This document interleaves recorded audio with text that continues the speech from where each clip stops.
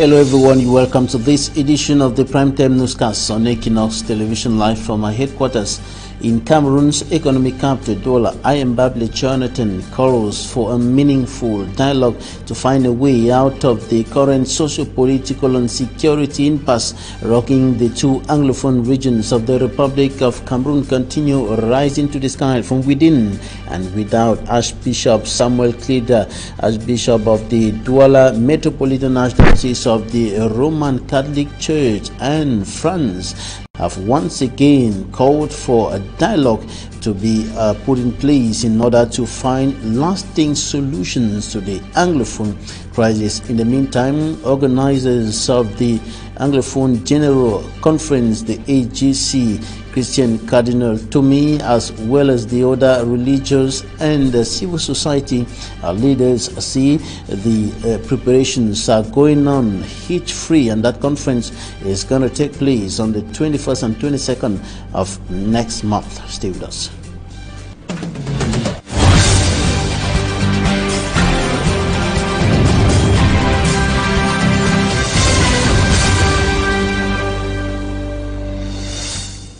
The Archbishop of the Douala Metropolitan Archdiocese of the Roman Catholic Church, Samuel Klida, has said that peace cannot go without hate and violence being kept aside. He was speaking to the press yesterday here in the economic capital, Douala. He said that Samuel Klida said that the government must do everything possible to give dialogue a chance as the only way out of the socio-political and security impasse rocking the two Anglophone regions of the country for close to 3 years today.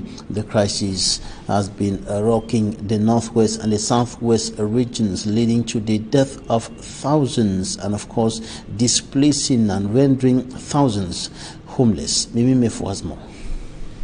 S'il y a un problème, nous pouvons le résoudre. Let us come together as one people and solve our own problems.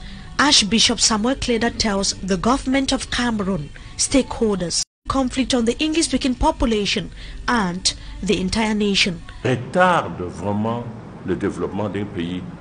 Depuis que la crise a éclaté, il n'y a plus ces conteneurs-là qui arrivent. Imports and exports of goods which are beneficial to the nation are on the standstill.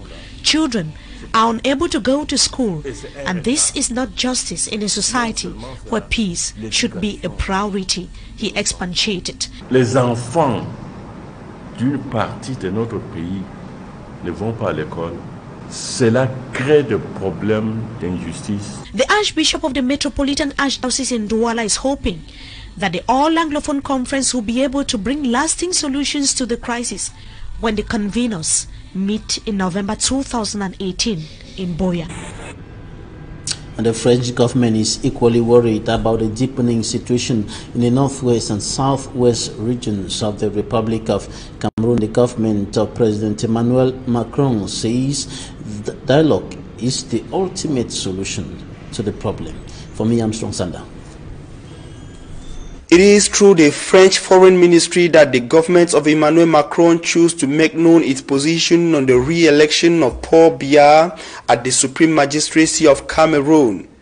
As stated on the website of the French Embassy in Yaoundé, the Élysée called on Cameroon to maintain the peaceful atmosphere that characterized the presidential election and above all, the respect of constitutional procedures in case there is need to contest the October 7 presidential election results.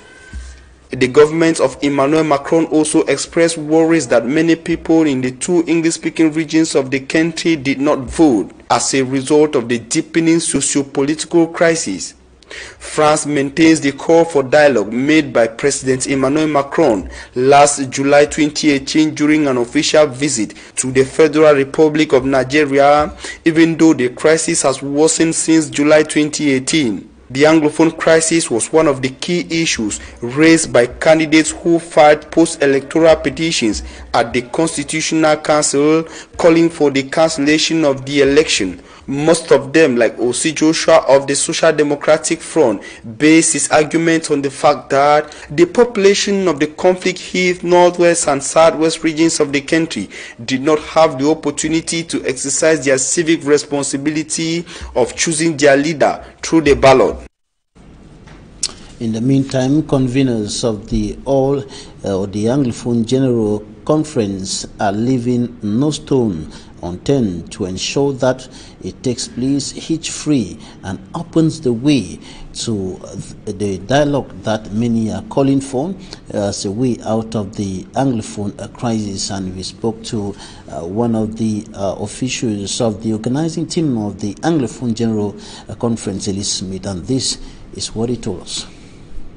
Less than a month to the Anglophone General Conference, preparations are well on course. The conveners are bent on ensuring a successful event that will open the way out of the crisis that has killed, displaced, and rendered thousands homeless in the northwest and southwest regions of Cameroon. It's not easy to bring people of diverse opinion to express themselves and meeting where we want to meet in Boya. So the preparations are afoot. We have various subcommittees that are working, like the finance, the communications, the logistics. So everything is afoot, and then we are also extending invitation to all southern Cameroonians and also Cameroonians to attend. The injunction of the mayor of Boya, Ekema Patrick Esunge, who said the conference will not take place in his municipality, is not considered as any obstacle to the meeting. The allegations made by the mayor of Boya are his, and we appreciate it. You know, he's a very good man, and I don't think that he has the power to authorize or to ban any event that takes place in his town.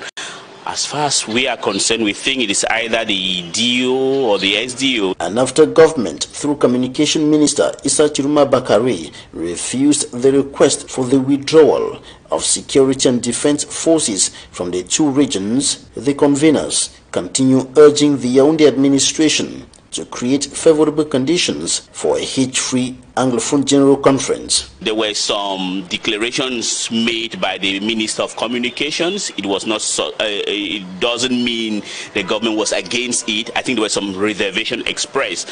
But we wish to make it abundantly clear that the conveners never wanted to impose anything. They made a plea that the enabling environment should be created, and we think that it will be done. And as far as the separatists are concerned, they are not banners up against it.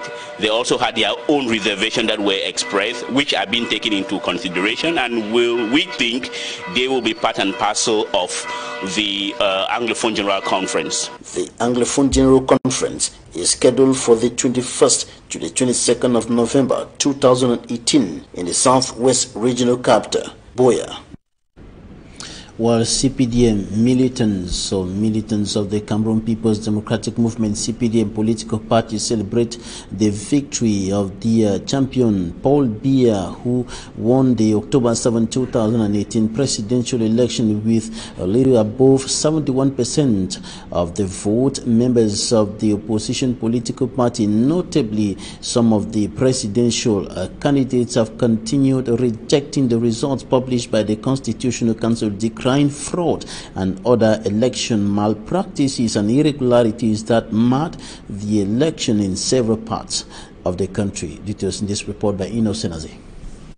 Paul Biya's landslide victory of the October 7 presidential election with 71.28%, as was read out by the Constitutional Council, sparked euphoria within the CPDM party that expects him to put into practice a politic of great opportunities. Après avoir présenté sa vision de développement depuis... Henry Ayebe Aïssi, CPDM militant, notes this, which features in Paul Biya's development vision for the next 7 years, will be realized. Nous allons pouvoir y concourir. On the contrary, Professor Maurice Kamto of the Cameroon Renaissance Movement Party, who came second with a 14.23% win, says the results proclaimed by the Constitutional Council are not truthful. He adds that he has won the presidential election. 719 voix. Les résultats The results of the presidential election are as follows.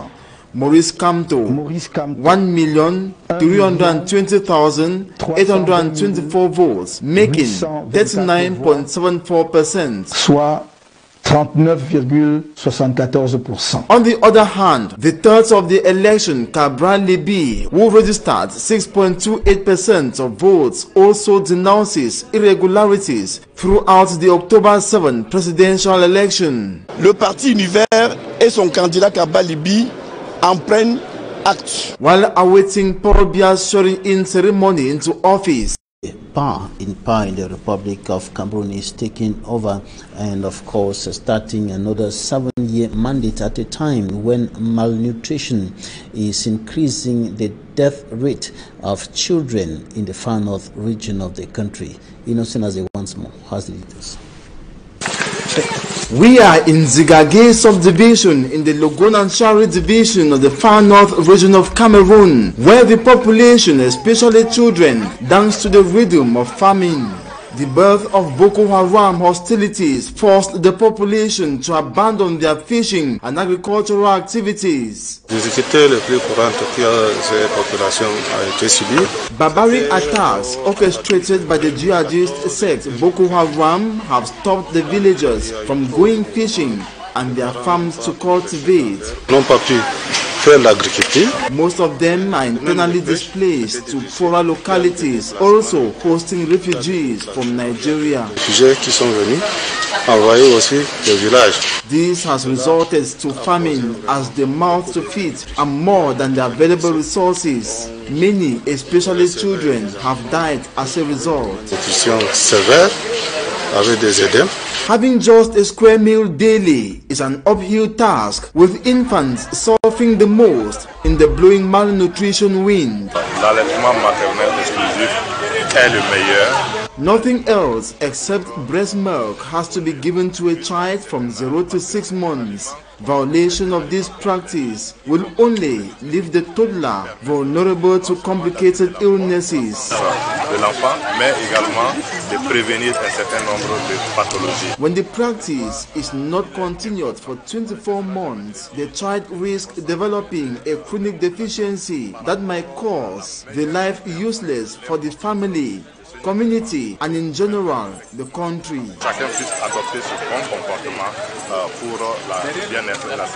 Several events are often organized by persons of goodwill, non-governmental organizations, to ameliorate living conditions of these indigenous groups. Government is highly expected to play a role by moving closer to the affected populations, motivate and encourage them to resume their agricultural activities amid security, as bold steps to tackle this malnutrition and reducing the mortality rate to 0%. And several persons have been rendered homeless at Texaco, Kululun, here in Douala by wild flames. The house, constructed with makeshift material in which they were living, was consumed by flames, and reporting the cause of the fire is not yet known, but it is destroyed just everything on its way. The fire incident left the persons stranded, as material damage recorded is enormous, and the intervention of the Army Rescue Unit brought the situation under control after a stiff battle, but everything had already been consumed by the flames. And that's it for this edition of the news. Thanks, ladies and gentlemen, for staying with us. Goodbye.